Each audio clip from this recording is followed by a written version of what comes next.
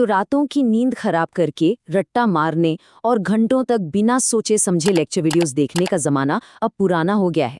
आज के इस एक्सप्लेनर में हम डिकोड करेंगे कि एआई कैसे पढ़ाई के पूरे तरीके को हमेशा के लिए बदल रहा है। लेकिन सच कहूं तो आज भी ज़्यादातर लोग एआई की असली ताकत का सिर्फ 1% ही इस्तेमाल कर पा रहे हैं। तो चलिए इसमें थोड़ी गहराई से गोता लगाते हैं और समझते हैं कि अपने एक पैसिव सर्च टूल को एक एक्टिव स्टडी पार्टनर में कैसे बदला जा सकता है। हम सब ने ये कभी ना कभी फेस किया है ना। पूरी रात बैठकर पढ़ाई की, सब कुछ याद किया, लेकिन एग्जाम हॉल में पेपर सामने आते ही एकदम ब्लैंक, सब गायब। ये एक ऐसा यूनिवर्सल स्ट्रगल है जहां हमें इन्फॉर्मेशन ओवरलोड का सामना करना पड़ता है। लगता है कि सब कुछ पढ़ लिया है, लेकिन ऐन मौके पर दिमाग पूरी तरह से फ्रीज हो जाता है।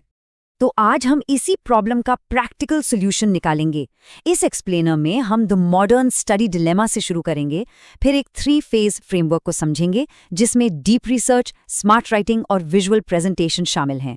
इसके बाद मैं आपको एआई को मास्टर करने की 5 प्रो टिप्स दूंगी और आखिर में बात करेंगे कि एजुकेशन का भविष्य कैसा होने वाला है। सबसे पहले बात करते हैं द मॉडर्न स्टडी डिलेमा की, यानी हम एआई का जो सिर्फ 1% इस्तेमाल कर रहे हैं उसके बारे में। और यहीं से हमारा पहला फेज शुरू होता है, डीप रिसर्च और एक मजबूत फाउंडेशन बनाना। देखिए, अगर एआई से सही आउटपुट चाहिए ना, तो उसे बिल्कुल एक 5 साल के बच्चे की तरह ट्रीट कीजिए। मतलब आपको उसे हर एक चीज बिल्कुल चम्मच से खिलानी होगी, एकदम क्लियर तरीके से। बिना सही डायरेक्शन के हम बस गूगल सर्च और अनस्ट्रक्चर्ड डेटा के समंदर में डूबते रह जाते हैं। जेमिनाई जैसे टूल्स अपने डीप रिसर्च मोड के साथ कमाल कर सकते हैं, क्योंकि वे कई सारे लाइव सोर्सेस को एक साथ स्कैन कर लेते हैं। लेकिन ये सब तभी काम करेगा जब हम उन्हें एकदम क्रिस्टल क्लियर इनपुट दें। और वो क्लियर इनपुट कैसे दें, इसका एक बहुत ही सिंपल 4 स्टेप प्रॉम्प्ट फॉर्मूला है: रोल, कॉन्टेक्स्ट, गोल और इंस्ट्रक्शंस। मान लीजिए किसी एंट्रेंस एग्जाम की तैयारी करनी है, तो एआई को सिर्फ ये मत कहिए कि मुझे पढ़ा दो। उसे बोलिए कि वो एक एक्सपर्ट की तरह पिछले 10 साल के पेपर्स को एनालाइज करे और बताए कि कौन सी थीम्स बार बार आ रही हैं और उनका वेटेज पैटर्न क्या है। ये तरीका बिना दिशा भटके सीधा लक्ष्य पर प्रहार करता है और आपको एक लॉजिकल रोड मैप देता है। रिसर्च के बाद अब आगे बढ़ते हैं फेज 2 पर, जो है स्मार्ट राइटिंग। लिखते समय जो सबसे बड़ी रुकावट आती है उसे द एक्सप्रेशन प्रॉब्लम कहते हैं। ये एक ऐसा साइकोलॉजिकल फिनोमिनन है जहां हमें फैक्ट्स तो अच्छे से याद रहते हैं, लेकिन हम उन्हें ठीक से लिख नहीं पाते या एक्सप्रेस नहीं कर पाते। सच में ये बहुत ही फ्रस्ट्रेटिंग है। सारी जानकारी दिमाग में तो मौजूद होती है, लेकिन एग्जाम के वक्त हाथ उससे सही तरीके से पेपर पर उतारे नहीं पाते। असल में ये हमारे ट्रेडिशनल सिस्टम की कमी है, जो चीज़ों को समझने से ज्यादा बस उन्हें रटने पर जोर देता है।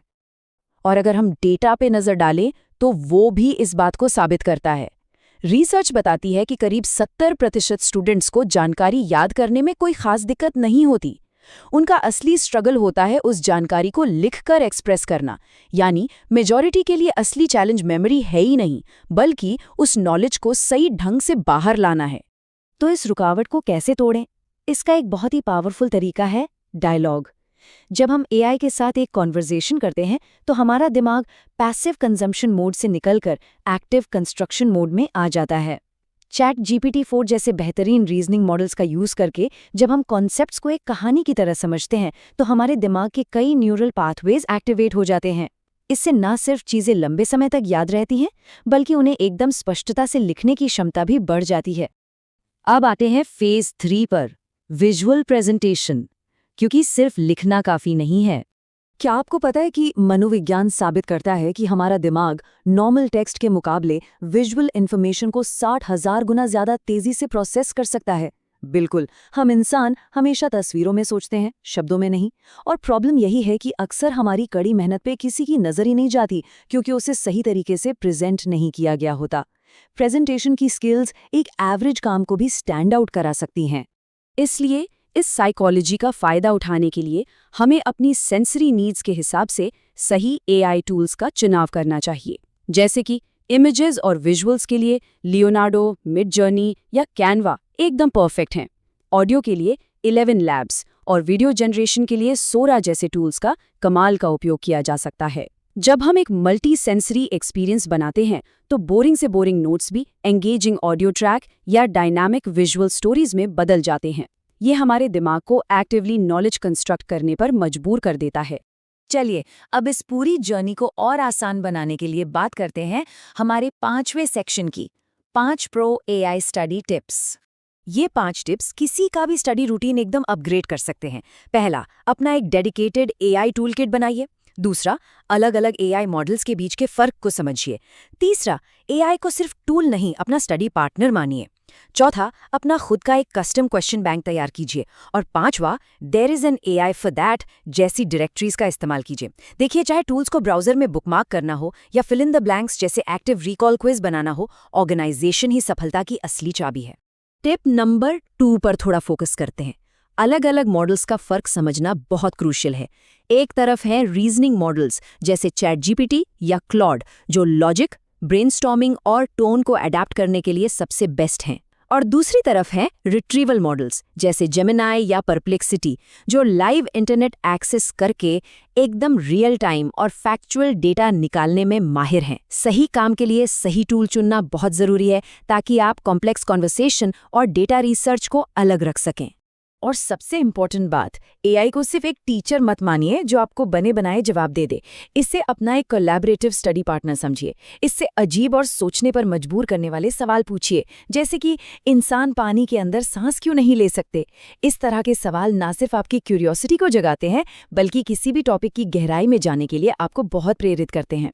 फाइनली, अब हम आ गए हैं अपने आखिरी सेक्शन पर, द फ्यूचर ऑफ एजुकेशन। अगर हमें भविष्य के लिए तैयार रहना है तो सच्ची मास्टरी का मतलब सिर्फ एआई के आउटपुट को चुपचाप कंज्यूम करना नहीं है, बल्कि उसके साथ मिलकर निर्माण करना है, उससे बिल्ड करना है। बात सिर्फ मशीन से अपना काम या होमवर्क करवाने की नहीं है।